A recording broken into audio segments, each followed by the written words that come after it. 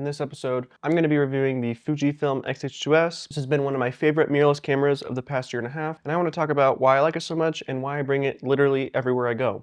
This is a hybrid mirrorless camera that specializes in photo and video. One of the reasons I like this so much is it has a Super 35 sensor. So right there, that's basically your form factor. It's a super sleek built camera that's super incredible to shoot with. On the side here, you're going to see your port selection. We have mic jack, headphone, USB-C, as well as a full-size HDMI port right there, which is definitely a requirement in this day and age. One of the reasons that's really cool about this camera is you can definitely grow into it. You could buy a Blackmagic recorder down the road and record B-RAW externally if you didn't want to get a cinema camera with raw video. You can also just record internal 6.2K ProRes open gate literally in the camera, no overheating, phenomenal image, great colors, and an image that you can depend on. Now, one downside with the Super 35 sensor obviously is going to be the issue regarding noise in low light. Just because of physics and the sensor is smaller, the low light on this camera is pretty terrible. So if I'm doing stills in a poorly lit event room, I'm often using the denoise feature in Lightroom because it just plain sucks in low light. For video, it's a little bit of a different story. There's kind of three different log formats that I shoot in, whether it's F-Log1, F-Log2, and F-Log2C. F-Log1's native ISO, I believe, is 600 or 800, and F-Log2C is 1250. So I tend to shoot F-Log2 and 2C for the most time because it's so nice to work with. One of the reasons why it's great is you get more dynamic range, and I feel like it handles the shadows better. One of the things that I haven't touched as much is the open gate recording. However, recently I went to California and I shot some awesome footage with it, and I was very, very impressed. The colors are really easy to get right. The skin tones always look good. The settings on this camera are so easy to use. The screen's tiny, but they organize it in a way that everything makes a lot of sense. So right here we have video mode in the standard setting. We have our audio meters, we have our codec, we have our all-I, we have our 4K, we have all our different settings, we have our shutter speed, all our settings. This is so easy to understand. There's basically a few main ways to change settings. Your display button will obviously toggle your displays, and then the main thing that Fuji has is their queue. Now their queue will have different modes, so you can choose between your manual shooting mode and you can cycle between with this wheel right here. Super intuitive. You also have your autofocus here, and you have your wheel, your dial here. So what I have it mapped to is the back dial controls aperture. This controls your shutter speed.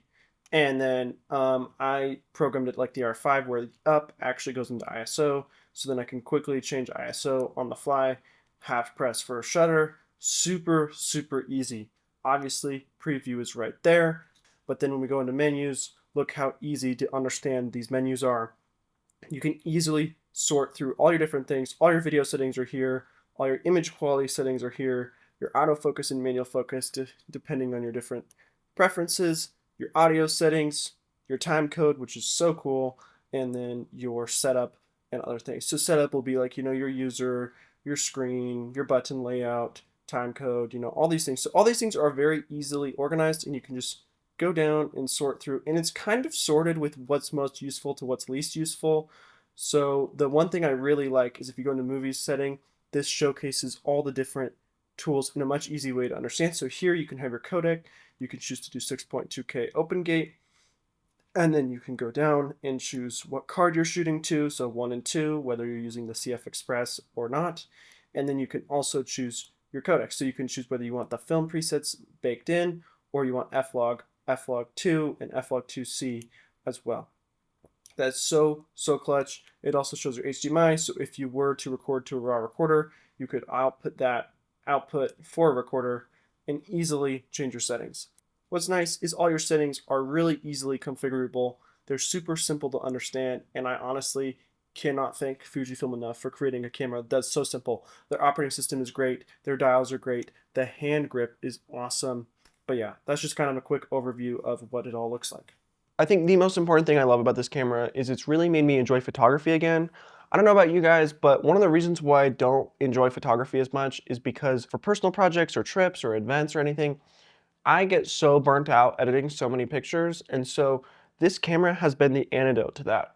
I put in 2 recipes on here, one for black and white, one for color, and I have them on a mode dial here.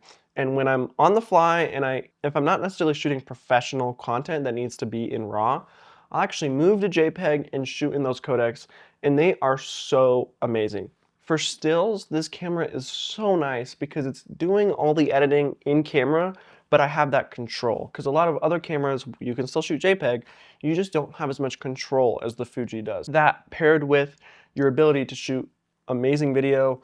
It shoots in H.265 as well as Apple ProRes, so you have tons of flexibility in post.